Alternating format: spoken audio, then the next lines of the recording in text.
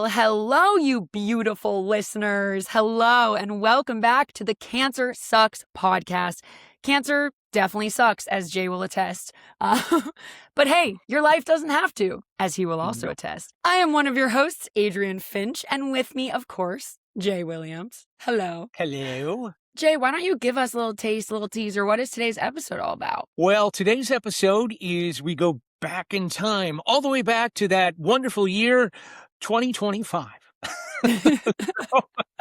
Not quite a year ago, folks. As you remember, and as those that tune in know, that really this is about capturing this journey of stage 4 pancreatic cancer, and it's specifically my journey, but what's kind of worked for me.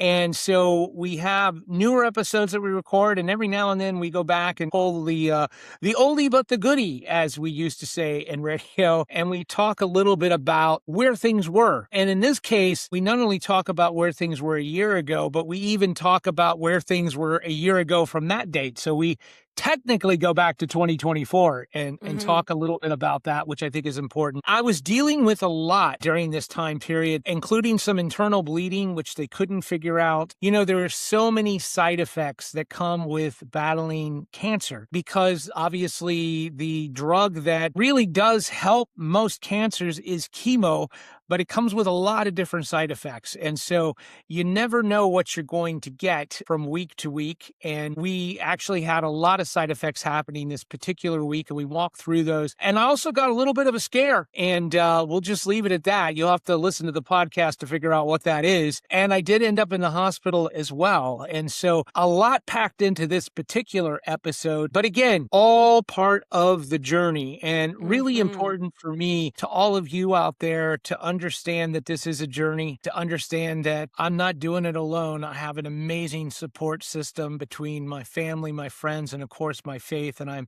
so incredibly grateful for all of that. And I'm grateful for all of you, by the way, for tuning in and sharing this podcast.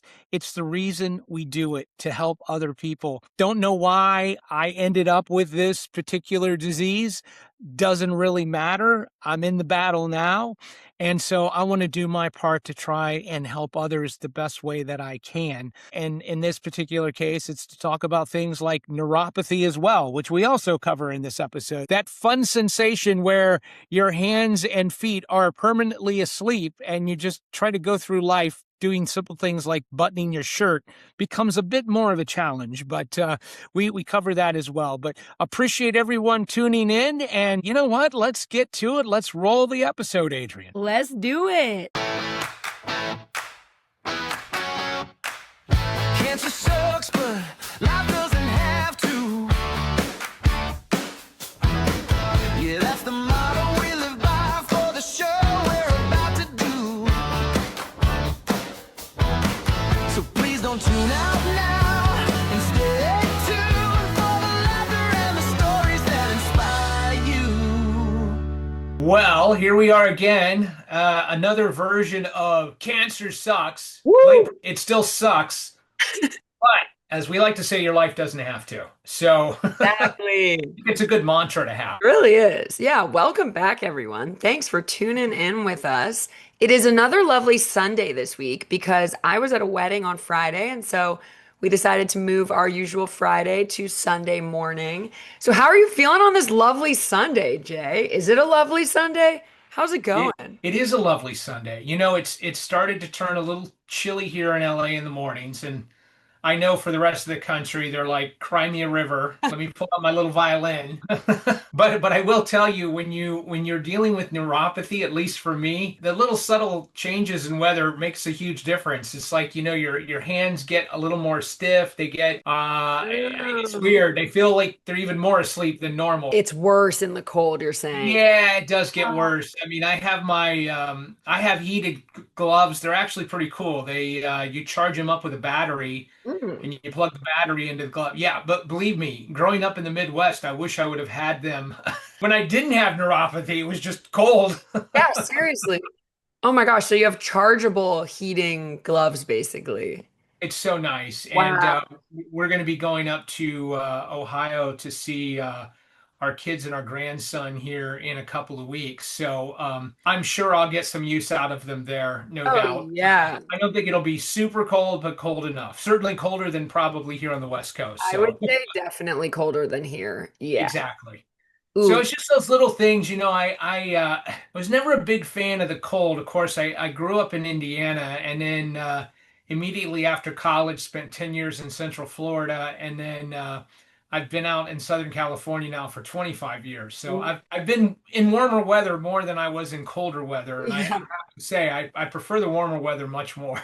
I could not agree more, Jay. I feel the same way. I moved out of Seattle. Not that it's even that cold, but the rain and gloom. And it's so nice having just a Yeah. consistently moderately warm climate. Speaking of like the cold, and you're going to Ohio, for some reason, this just made me wonder where you were at this time last year in your journey. Oh, I don't know well, why, but I just suddenly was like, huh.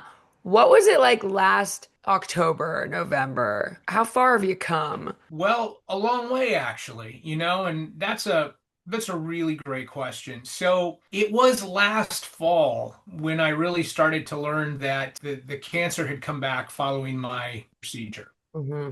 And just, kind of dealing with that, obviously. As we've talked before, Adrian, once you are diagnosed with cancer, you're sort of always in that fight, even when it does quote unquote kind of go away, you're mentally just prepared for it to come back Yeah. because it often does, and that's okay. I mean, that's part of what you deal with. But what I was dealing with last fall, which was kind of a weird situation, is I was losing a lot of blood. I was having some internal bleeding, and the doctors could not figure out where. And Ew. it was very scary. I had never really had this situation before. And this is going back before I'd even had my first blood transfusion, which I'd also never had before. Mm. And, it started where I was getting really lightheaded. And to be honest, I originally thought it might have been my sugar was low because while I don't have diabetes, I do wear a Dexcom 7 to monitor things because the pancreas obviously does regulate a lot of your glucose. And I've been very fortunate kind of post Whipple. I haven't had to worry too much. It's kind of regulated itself, which has been a Yeah. miracle in itself. Ooh. But was just feeling very, very lightheaded. I got up, I fell, which very unusual for me. Is actually the kind of the first time I had fallen with this. It scared my wife. It scared me, frankly, because I'd never been in a situation where literally you get up and let me clarify. I've never been in a situation where I hadn't been drinking and you get Important up. clarification for sure. Yeah, good. Not that I'd had that experience that much in my life, but I do know what that feels Oh, like. yeah. And so to get up without having had anything to drink and suddenly feel the world spinning around was a scary thing. And I didn't really know what was going on. And I was very typical, like, oh, it'll go away, it'll work itself out. And it actually got worse, and I had to call City of Hope, and they had me come into their emergency room there on the weekends. And it got so bad because I really, at the time, I didn't have a cane. I didn't have a wheelchair or anything here at the house because I really feel like I can still be on my own at that point. And I literally could not stand and walk more than 2 feet. And so I literally crawled from our living room through our garage down our driveway to get into the car. My poor wife is like, "This is not at all what I signed up for." He's like, I would if I could, honey. I cannot pick you up. I'm like, exactly, and I'm like, I cannot stand up. If I stand up, I'm going to fall. And literally, I propped myself up on the door, was able to at least shove myself into the car at that point, with the world spinning oh so fast. And we were able to get to Duarte and City of Hope, where of course they had a wheelchair, thankfully. And turned out my blood levels had dropped really, really low. I mean, they were very concerned. They immediately said, well, you're not going home. You're going to be here for a while. You're going to be getting some blood transfusions, which again, I'd never had before. And so I didn't know how my body was going to react to that. Fortunately, the body reacted really well. But this all started about a year ago. And this started in October, late September, October, and literally lasted all the way through the new year. And I was in and out of the hospital 6 times during that period and received, believe it or not, 21 blood Oh, transfusions. wow. I went through, I think, 5 colonoscopies, 5 endoscopies where they actually go down your throat. I swallowed like 3 different cameras where the camera monitors you all the way, and they could not find the source of this bleed. And the doctor said to me, which I was a little surprised by, he said, even with all of this amazing technology we have, there are still areas within your intestine and colon we just still can't see quite that clear, which again surprised me considering you're swallowing cameras Yeah. and they've got everything else going, but there are still just some remote areas. It's like the ocean, right? There's Yeah. still some of those areas that are just so remote.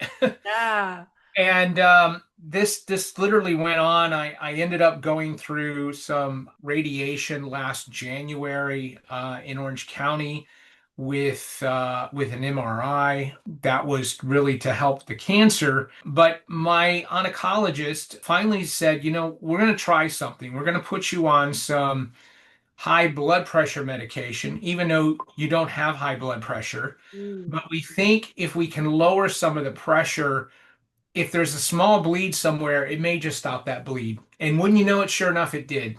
I have not had any problems, knock on wood, with the bleeding since January of this year. Wow. So a year ago, things were still pretty touch and go. I had not started my second regimen of chemo. That actually came in late January. I had not started my second regimen of radiation. That was in January. And so I was pretty much in, I guess, what they would call maintenance protocol when the bleeding started, and they knew something had to be causing that. So, again, and I'm glad you asked that question because a lot of times I think we take for granted a year is a long time. I mean, it does seem like it goes fast, Hmm. but when you think back about it, like, no, actually, that was a while back. And I think it's always good when you can take note of what you've been able to be successful with in that Yeah. past year. And so that's one of the things, I talk a lot about my Jedi mind tricks I like to play on myself. And Oh, yeah. one of them, though, really genuinely is look at what you conquered in the past. You were in and out of the hospital 6 times, 21 blood transfusions, yet you're still here standing. You're going through, what's going to be another round of chemo tomorrow, another CT scan for the books. And through that CT scan, they'll be able to tell, what kind of growth is happening with these tumors. And, there's a good chance we'll probably add another drug into the chemo regimen. But again, they're on top of it, which to me is the most important thing. And energy wise, I feel pretty good. I've been very busy with work, which again, for me, is a good thing. And I'm glad because I love what I do. We've talked about that before. I spend a lot of time doing it, but I enjoy it immensely, and it really has mentally helped me a lot because I haven't really had the time to just sit and think about things, Right. which sometimes is the worst thing you can do. Lauren, exactly. Even I've probably said this before in a way different sense. I just started living by myself in my own apartment this past year. And oh my gosh, you never realize how many thoughts you have until you're by yourself all the time. And I can only imagine now having experienced this. Sometimes I get like that where I just need to go hang out with someone or do something as a distraction because your brain just will not stop having all types of thoughts and it can be overwhelming. And I can only imagine, like, in your type of situation, one of the best things just being distraction and thinking about literally anything else. I totally I love that and I feel like that could really help for sure. It's true, and again, for me, and I always like to give that disclaimer because Hmm. this podcast is about my world. I'm not here to profess I know anything else other than what I've dealt with, but I will say this has really helped me personally. When you do have things to look forward to, like deadlines on work, vacations, other things other than just, well, 2 weeks from now, I go in for another round of chemo. Yep. You know, Yep. or I've got this doctor or this scan, because I have plenty of those things, but not really having to look forward to that as my priority has been a really wonderful thing because I've Yeah. been able to feel somewhat normal Mhm. without the cancer, if you will, with this other stuff. And so it's been you used the word distraction, and that's the right word. It's been a great distraction for me, and mentally, it's done wonders for me. I can tell you that. Yeah. Oh, that's so good. So this week you didn't have chemo this week then, did you? Did not, Okay. which is always good. So it was Yeah. actually a pretty good week all in all. There were a couple of little hiccups with the stomach, which Yeah. is part of this. Some days it just the stomach does not want to cooperate, Yeah. and I just go, well, we'll just get through this today, and then tomorrow's a new day, and it's usually a lot better, which Yeah. is good. Chemo's tomorrow. Okay, so we're talking to you IRL live the day before chemo. That's right. I know you've mentioned that it can be tough, that mental shift from, okay, I've had a really great week too, and tomorrow it starts again. Now that it's Sunday and you go tomorrow, are you already feeling that? Is it one of those things where it's kind of hard to get it off your mind?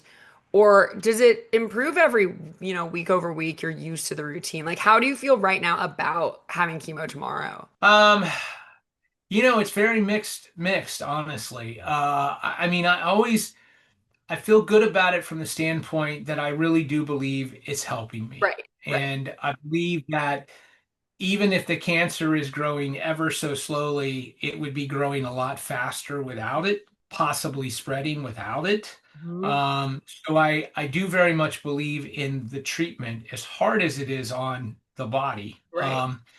But yeah, it's always there in the back of my mind. It's always like, but I feel so good right now. Why do I have to go I back through knowing what I may feel? And I say may because sometimes all of those feelings don't happen. Sometimes they do. Sometimes they're even worse. You just never know kind of how your body is going to react and really at what point your body is there. Like again, I will tell you mentally, sometimes it's worse when they postpone things because you build yourself up both mentally and physically. You're like, okay, I know what's coming. I'm ready.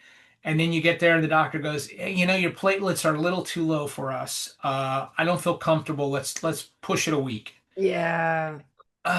You're like, I was Okay. so ready though. Yeah. Normally you would think, gosh, you got to be happy. That's another great week that you don't have. But it's mentally, it's a bit of a letdown because you've gotten yourself so built up and you're like, okay, I'm ready. I'm ready. And Yeah. then it's like, nope, we're postponing a week. So you kind Oh, of got to go back through all those emotions again the right. Yeah. following week. That's mentally tough for sure. It is, and we've talked about this. I mean, as much as physically it takes a toll on your body, mentally it takes a pretty big toll as well. And that's the part that you really have to play with yourself here in terms of I gotta think about this. I really need to know that I'm going to be okay mentally. I've got to get through this mentally.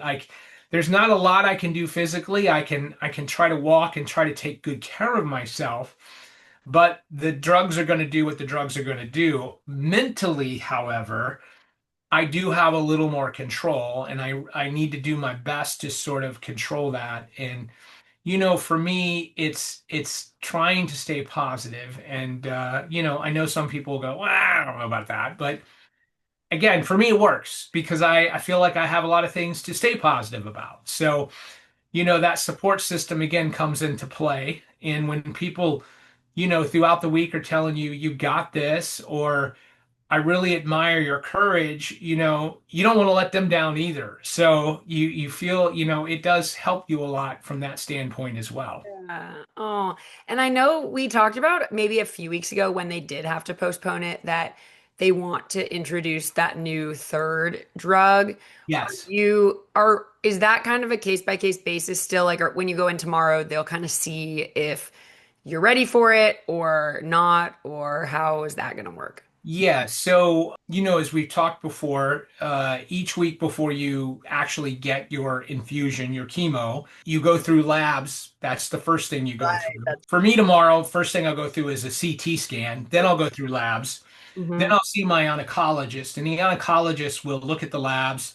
CT scan results won't be back yet, but he'll look at the labs and he'll make a decision based on how things are. Like, yeah, you're good to go, or no, we need to pause. And it's kind of a case by case. I do think they're probably going to wait now to get the CT scan results since that will be happening tomorrow. So most likely the third drug would probably not enter the equation for another couple of weeks. But again, I'm happy we have options, right? I mean, options are better than medically there's not a lot we can do. Stay positive, but so I'm still happy that we're still at that point where we're talking options. And again, we're at a point where the cancer thankfully has not metastasized. The prostate cancer I've been diagnosed with has not grown. I'll take that. Good. That's a win in my book. Yeah, absolutely. And that's where that mindset comes in because Exactly. you can view it any way you want. You could view it as horrible, or you could view it as a win because it could always be worse. Yes. By the way, that's the stuff when you're first diagnosed with, there's no handbook really. Thankfully, as we've said, there's a lot of really great, brave people that have gone online, have been very honest about their situations, and I think that's helpful. I will say that every person's journey with this terrible disease is different. It's your own individual journey that you take. But there are things that I think that do help. And certainly, if you think about it, just trying to control what you can control, which is very little, but the positive attitude, just, hey, I'm gonna look at this thing from a very real standpoint, at least to me helps. It really Yeah. does. Absolutely. This is a funny analogy, but when you were talking about the mental toughness and of kind of the back and forth, and you're always anticipating and trying to anticipate one thing so that you can mentally prep and be ready, and then it gets pulled out from under you and you have to kind of shift your mindset. I hate to even make this comparison, but Jay, I have to. We are in the middle of the Major League Baseball playoffs, and my home team, the Seattle Mariners, last series for right before the ALCS. They were in game 5, series tied 2-2. The game went to 15 innings because it was tied. So the series was tied 2-2. The game was tied. When I tell you, we were the home team, so we always at least had the last rebuttal. But when I tell you, each inning that happened was the biggest mind scramble because we'd be like, okay, they didn't score because they go up first. They would not score. We'd be like, whew, thank goodness. We'd be so nervous the whole time. We're like, okay, we got this because we're next. And then we wouldn't score. And then we would do it again. They'd be up to bat. And I'm like, absolutely having a heart attack. And then, okay, whew, they didn't score. Okay, whew. I'm half teasing. But when I tell you the actual mental, emotional roller coaster, I don't think I've even experienced something in my normal life that was that intense, which is obviously great. But in the last few months, I just couldn't believe it. The up and down, the up and down. So now I'm just envisioning that times about 100,000, picturing what you must feel. Because Well, it is a good microcosm for life because that is life, right? You have your good days, you have your bad days. And, as I always try to impart to my kids and to myself was never let those highs be too highs or your lows too lows. If you can go through with your medium switch, which for the longest time in my life, unfortunately, I never seem to have had, I finally figured out how to get a medium switch. That medium switch is really important because the reality is you always get through it. Whatever it is, you get through it. It may not end up the way you hope. In this case, the Mariners may not make it to the World Series. yeah. Hopefully they will. And by the time this airs, we'll know the answer to that. But the reality is life will go on. Everyone will figure it out. And at the end of the day, you'll go, wow, they had a great season. That, next year, Seriously. it's that hope that we all hold on to. And Yeah. it's, by the way, it's the same hope I have that in my own personal life I hold on to. The hope is that we're going to beat this thing. The cancer is going to go back. Absolutely. And hope is what we all have. Hope is what we all need, by the way. Mhm. And that's what gets us through day to day. And it gets us through the lowest lows and frankly gets us through the highest highs as well, because we hope that we can have that feeling forever. We know we won't, but Yep. when we don't, we think about, wow, I remember what that was like. And I'm going to hope that I get back to that, Yeah. at some point. Seriously. So I think it's a great analogy, really. Yeah, I have Sports is good for that. Chris, it's the closest thing I can think of the mental. How dare I remotely compare? But that's what we do here. We talk about the That's small, the right. big, everything in between. Every week, I'm just inspired and impressed by your continuous like positive attitude, and I think so many people will gain something from hearing you continue week over week to express I hope that. so, Like, Adrienne. you're looking so good and you're just I remember last week, I still think this is so funny that last week we jumped on and I was like, there's no way you had chemo this week. You look you have so much color in your cheeks. You look great. Thank Um, you. well, what else do you want to touch on this week? I know we have so many fun ideas for when we get some guests in. I have Yeah. a random question, actually. When it comes to sleep, I don't know why this randomly came into my head. Just all the physical symptoms, of course, the neuropathy, the digestive. How has actual just going to bed at night and sleeping through the night been? And what are you feeling daily? Do you have any pain? Is it tough to sleep? Is it easier to sleep? I don't know why that came to my mind, but I feel like sleep is something you kind of forget about until you're struggling with it. And then, so I'm not even thinking about it. And I want to know, how has that been? It's so important. Oh my gosh, to the recovery of your body. Oh, yeah, sleep is it's people just, and including myself, by the way, until I got sick, underestimated just how important sleep is, but it really is your body's way to actually reset, and you need that. It's not been terrible.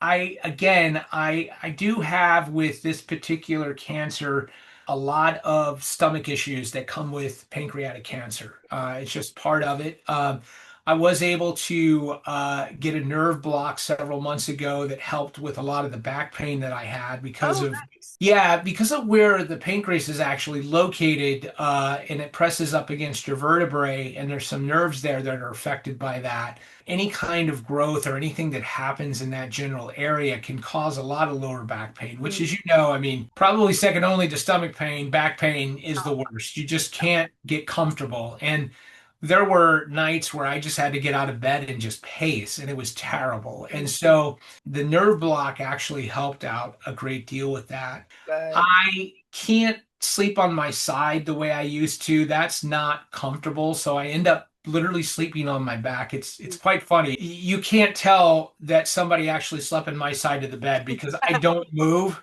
Yep. You're just My ready. wife, on the other hand, looks like, a hurricane went through that other side of the Yeah, that's me too. I'm her for sure. Yeah. Oh yeah, you coffin sleep. They call it coffin sleeping. My mom does that too. She just sleeps on her back and doesn't move Yeah. the whole night. And I'm comfortable with, Good. which is good. I probably sleep with three pillows and then one that I kind of prop up against my upper back, and that's comfortable for me, and it kind of puts the pressure, I guess, in all the right areas. And I Yeah. think I had mentioned on the last podcast, at least, I for the longest time I had resisted taking some CBD gummies to help with my Right. sleep pattern. Right. And even though my doctors were encouraging this, my friends were encouraging this, and I was like, no, I don't want to wake up. I call it, I don't know anybody that's taken NyQuil. I mean, it'll put you out, but you have this like weird hangover the next day, Yeah. like fog in the brain. And I just did not want to go through life that way. And I was worried about that. And actually, the gummies have worked out well. I haven't had any crazy dreams. The the sleep has been good. And when I wake up, I don't feel any fog. So I've been very Great. thankful for that. CBD is very, very tiny that's in there, but just enough, I think, to help take that edge off. And so I take one of those each night, and those have helped me out tremendously. But I've been, especially when I was doing a lot of my walking during COVID, I would get out and walk about 4 a.m. in the morning. That's when I enjoyed it. It was quiet, kind of my own time.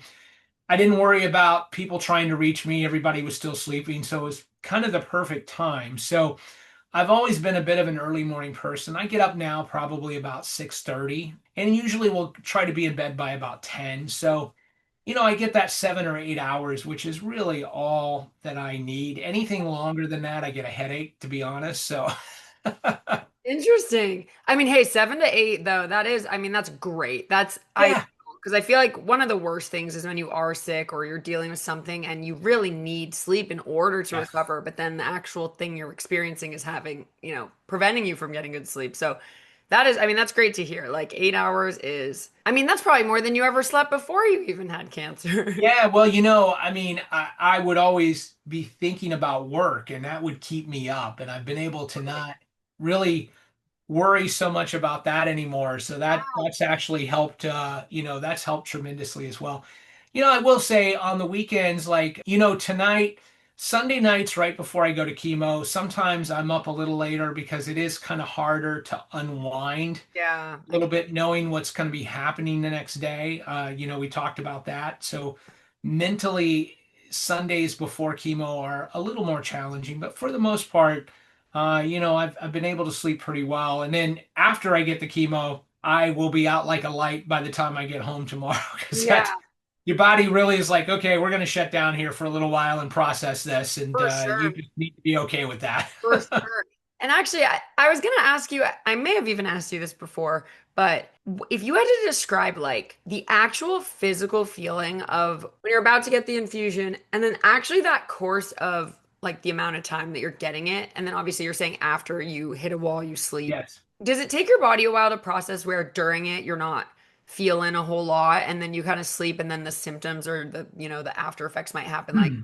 later, or is it kind of like one of those things the second you're getting it, you're feeling something? Like what does it actually feel? Well, so before you get the chemo, they actually fill you up with Zofran, which is an Mhm. anti-nauseous medication. That's right. It's a wonderful thing because the chemo itself will make you nauseous. And so your body will get prepared with the Zofran, which helps out a lot. And then when you're getting the medication, I think at least for me, I just get tired because you're in a very comfortable chair. They usually have a nice warm blanket on you. Yeah. And so it takes about 30-40 minutes for each drug, essentially. And so usually, if I'm, not talking to my wife, Kathy, I'm literally will just start to kind of doze off a little bit, which is nice, but it's not painful, thankfully. Now, the first go around with chemo that I had when I was first diagnosed, there was one of those drugs that gave you a real, basically, cold was bad for you. So Mhm. essentially, the minute you would start getting that drug, you would feel that. And if you went in to wash your hands, for instance, and the water was cold, it actually felt like a bunch of needles sticking you in Ooh, the hand. ooh, not If you good. Yeah, if you sensitive. open the freezer and that blast of air, it was painful. Oh, interesting. So that was just a side effect of that particular drug Right. that would last for a couple of days, and they would encourage you not to even go through like the refrigerated section at the store Yeah. in Wow. that time period. Dang, And that's so so odd. it Yeah. was weird. But there are a lot of those weird side effects. Like I get little red rashes on my skin that are part of the side effects of the chemo. So there's a lot of those types of things that, again, happen. But comparatively speaking, Hmm. to the cancer growing and you not being here, it's all relative, All right? part So of it, you just deal with it. But no, the infusion, at least for me, it's not painful in any regard. You kind of have this sort of sick feeling to your stomach that night, and that's why you have Zofran that you take. So it can definitely make you feel nauseous, but I think your body does start to get a little used to it as well. Like, Mhm. okay, I understand what's happening Yeah. now, and it Yeah. will react accordingly because Right. it definitely feels a little different now than when I first started, for Yeah. instance. Okay. That's, yeah. Because your body does, I'm sure, adapts a little bit. Yes. And Yes. nausea is such an interesting symptom. Obviously, it's the worst, but it is so much your body recognizing a foreign thing in it, Yes. like thinking it might need to expel it out of you. And That's it's right. so interesting when you realize that, and that the fact that Zofran is just like quieting that sense, basically. Because I've had been on like pain medication and things before for procedures, and same kind of thing. Like I'm very sensitive to medication like that. Like I have to pump up with Zofran, but it is so miraculous because unless you're actually sick, yeah, it's just your brain sending a signal to Yes. your body saying like, get that out of it. We don't want that. Yeah, and it's like we talked last time. This is really where cancer treatment has changed a lot. Back again 10, 20 years ago, when my grandmother had cancer. It was just like, just got to get through it. Sorry, nauseousness is part of it. Nothing we can really do about it. You So just got to get through it, and yeah. now the real focus is on quality of life. Like, Yeah. yes, you've cancer, yes, you're going through chemo, but what can we do to give you a better quality of life? So, you're enjoying life, not just getting through it. And Absolutely. there's a big difference, and that mindset over the last 20 years with cancer research, I think has made a big difference in Yeah. terms of the quality of life. And obviously the different drugs that are available now to sort of help counter Hmm. some of those side effects that you do get, with chemo, because it's poison. I mean, that's Totally. in the simplest terms, you're poisoning your body, Water but poisoning your body. No, that's yeah, a great point too, that along with obviously just feeling better during I'm sure that it overall really helps people stay positive, which ultimately helps yes, their healing process. When you're just feeling totally. like absolute crap all day, every day, I'm sure it's way harder to stay strong and have that hope, and just like you are just miserable. So, I mean, Yeah. thank goodness for that, because that obviously makes a huge difference. I personally don't even know what I would do without Zofran with pain meds and things. Like, my doctor will prescribe me. I absolutely don't need this, but she'll prescribe me like a take as needed Zofran, because when I was a kid, I had a severe like vomit phobia. I don't anymore, but it still can weirdly cause anxiety even when I'm not consciously Oh thinking yeah. about it. And so I have this, I call it my like security Zofran, my security blanket, my emotional support Zofran. It sounds so funny, but I sometimes will just carry it around in my little pill container, because almost just knowing, even though it's such a phobia, like there aren't reasons I'm going to throw up every day. Definitely not. I'm not dealing with anything like this, but just knowing that that drug exists and that I have that, and that there have been a few times when I have needed it, it literally calms my anxiety about medication or, painkillers or anything like that. It does because, just the act of having to do that is such a terrible thing anyway. And, for me, for instance, 2.5 years I've been dealing with this. I can count on one hand You the know? amount of times that I've actually that I was that sick. Yeah, And that's, again, a real testament to that's modern medicine and the way that things are now compared to the way they used to oh be. yeah, that's amazing. Yeah, that's unreal. That's so great. Well, it sounds like you're doing pretty well. Yeah. You're mentally staying distracted with work. The other good thing, it sounds like your work is, I was happy to hear you say it's not keeping you up at night, but it is keeping you busy, because I think that's also really important, having a lot to do and being busy versus the actual mental stress and strain of a job that feels stressful or causes anxiety, or prevents you from being able to sleep. I feel like you've really hit the jackpot with what work you're doing right now. But it's all perspective, honestly. Yeah, that's And listen, I think even without cancer or a terrible disease, as we get older, our perspectives do change, and you start to realize maybe what's a little more important in life. And I think early on, for me at least, it was that chase of my dream and my career. And, look, we've talked before, I was very blessed with the things that I've gotten to do. But I will say at this point in my life, I'm not worried about job titles. I'm not, yes, the money is important. We all have bills we have to pay. So money is important, but it's not my sole focus. It's not, I need to make this, I need to be this. And it's amazing, at least for me, that I find the amount of pressure you take off yourself when you remove those barriers, because then it's just about, hey, doing the work. I'm not going to get caught up in the politics. I'm not going to get caught up in the he did this or she did. It doesn't matter. At the end of the day, I just want to do good work, Mhm. and that takes so much pressure off. And then when you're going through something like cancer, where you realize that, hey, my life could end, which in reality, we all should feel that way because any of our lives could end at any Absolutely. given time, in any given moment. Hmm. But you don't really think about that. And there's some probably good reasons for that too. But once you go through this, you do think about it. It is top of mind. And you go, in the grand scheme of things, this fight is way more important to me than anything I'm going to worry about position wise or promotion at work. And particularly when you work in the field of entertainment, I mean, we're here to entertain people. We're not Yeah. literally curing cancer here, right? We're here entertaining people, trying to make them happy. So why should we be miserable in the process of trying to make people happy? It just Totally. doesn't make Yeah, a lot of sense, totally. actually. So I think that perspective thing has helped me tremendously, and I think we all need to adjust our perspective from time to time, because in reality what we should really focus on is what legacy we're going to leave our families. Our 40, 50 years after we're gone, does the family still think about us, or do they go, poor so and so, if only they'd really thought about what this was about. Yeah, Um, absolutely. so I think that legacy is important, and you wanna leave this place a little better than we came into it, I think, and set those examples for your family. I personally, very important to me, and that also keeps me going. Yeah, I can guarantee you are definitely setting that good example for your family. And for me, your fake family. Oh, I appreciate it.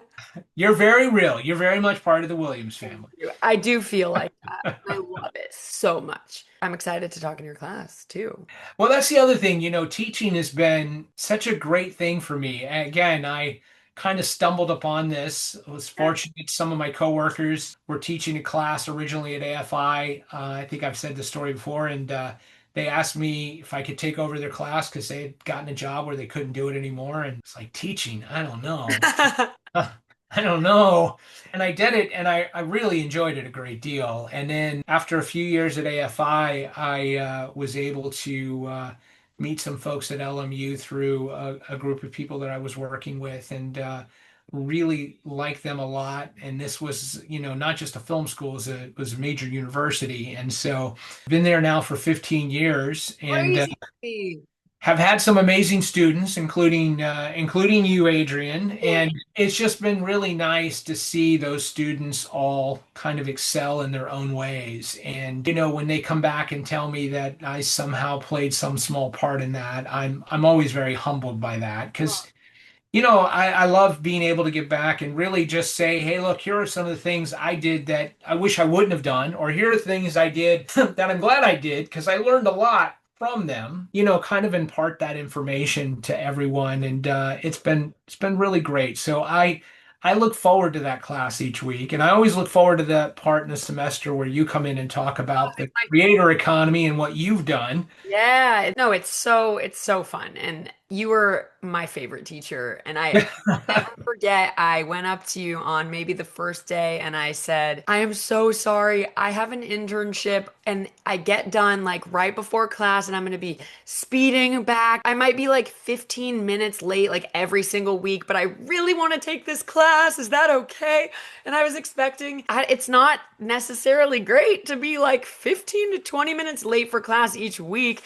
But Jay said, absolutely, because the whole point of being here and learning these things, and we were in a business for screenwriters class, so we're talking practical job, life skills.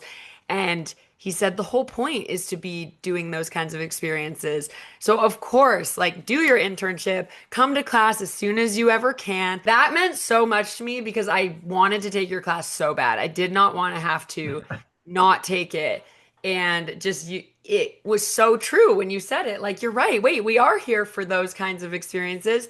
And it was such an awesome supplement to the work that I was doing that semester. And it was my favorite class ever. And so now it's an honor to be able to go back and speak Uh, with the students. And, of course, the world has changed so much, the world of entertainment, the world in general. And it is such a fun kind of measure each semester of just how far everything's come and like how the shifts, the good shifts, the bad shifts, everything. It's true. No, and that's what's so fun about that class is it changes every semester. And frankly, teaching forces me to stay on top of everything, which Yeah, I do already, but it's really nice to have a reason to want to yeah, do it as well. totally. Which is great. But no, I appreciate that, Adrian. And I probably have a very different philosophy with teaching that most teachers do because I wasn't trained to be a teacher. Was I it I like, approach things very practically, which again, not to disparage at all the other professors that approach it, differently. Everybody has a different way about it. But I really do say, look, the end goal of college is to get you out doing what you want to do. I mean, it's the whole reason you're there. And so if you've got to miss a class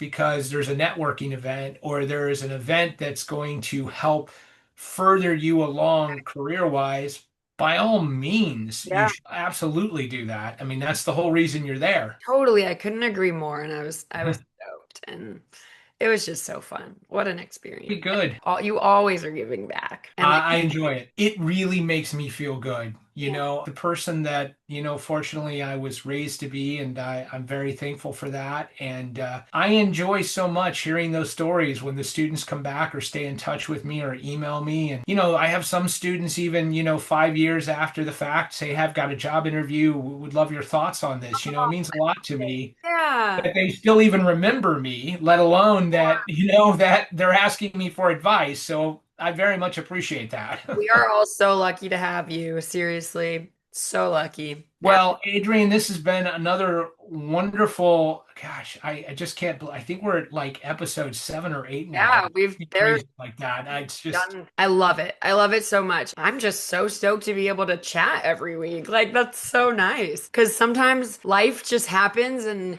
it's tough to schedule things. And just knowing that yeah. we always are going to have an hour chat makes me so happy. All right, everyone. Wow. Thank you so much for listening. That was awesome. Thank you for tuning in to our wonderful podcast. We have a really great time doing this podcast, and we're doing it to hopefully help others along this journey as well. So, Adrienne, for those of you that are tuning in for the first time, where can they find information about the Cancer Sucks podcast? Yes, well, welcome. You can find us all over socials. You'll find us on Instagram and Facebook at Cancer Sucks Podcast. You can also find us over on TikTok at Cancer Sucks Pod. And Parker's been doing such a great job with these videos, so definitely go follow the socials.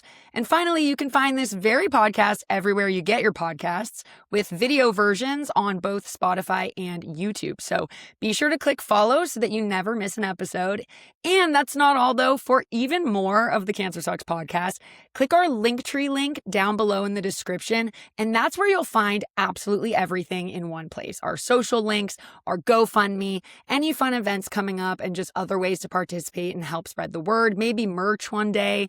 So go check out the Linktree, and that's where you'll find us. Fantastic, Adrienne. And thank you again for your support. Everyone out there, it takes a village, as we know, to fight this horrible disease. And we really appreciate everyone tuning in on a regular basis as we continue to put out new episodes of the podcast. So we appreciate you tuning in. And you know what? Most importantly, everyone should remember one thing, right, Adrienne? Yeah, what's that? Cancer sucks. But your life doesn't have to. It's so true. We'll see you all next time. Thanks, everybody. Thanks, guys.